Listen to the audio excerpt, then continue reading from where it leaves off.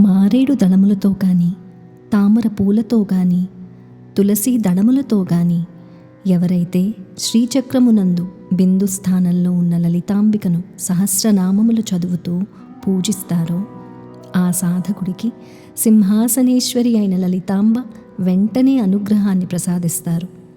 ముందుగా చక్రములలో శ్రేష్టమైన శ్రీచక్రమును పూజించి 15 అక్షరాలు గల పంచదశాక్షరి మంత్రము జపించిన తరువాత లలితా సహస్రనామములు ప్రతిరోజు నిత్య కర్మగా పారాయణ చేసుకోవాలి. ప్రతిరోజు జపం, పూజ మొదలైనవి చేసుకోగలిగే శక్తి, సమయం లేనివారు శ్రీ లలితా సహస్రనామ పారాయణ మాత్రం చేసుకున్న విశేష ఫలితం లభిస్తుంది. ఓం శ్రీ మాత్రే నమః. ఓం శ్రీ గురుభ్యో నమః.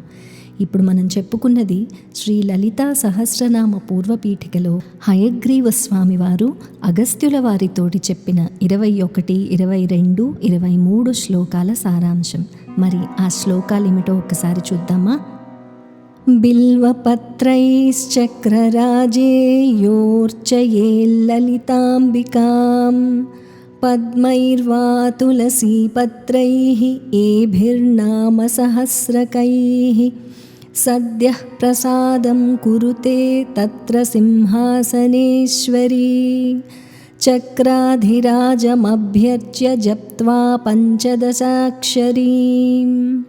జపాంతే కీర్తయేన్నిత్యమిదం నామ సహస్రకం జపపూజాద్యశక్తోపి పఠేన్నామ సహస్రకం.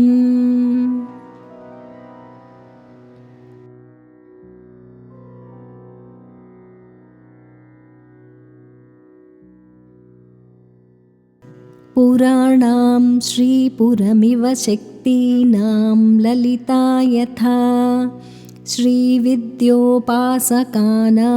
చ యథా దేవో పరః శివః తథా నామ సహస్రేషు పరమేతత్ ప్రకీర్తితం యథాస్య పఠనాద్దేవీ ప్రీయతే లలితాంబికా అన్యనామ సహస్రస్య పాఠాన్న ప్రీయతే తథా శ్రీమాతుః ప్రీతయే తస్మాదనిశం కీర్తయేదిదం.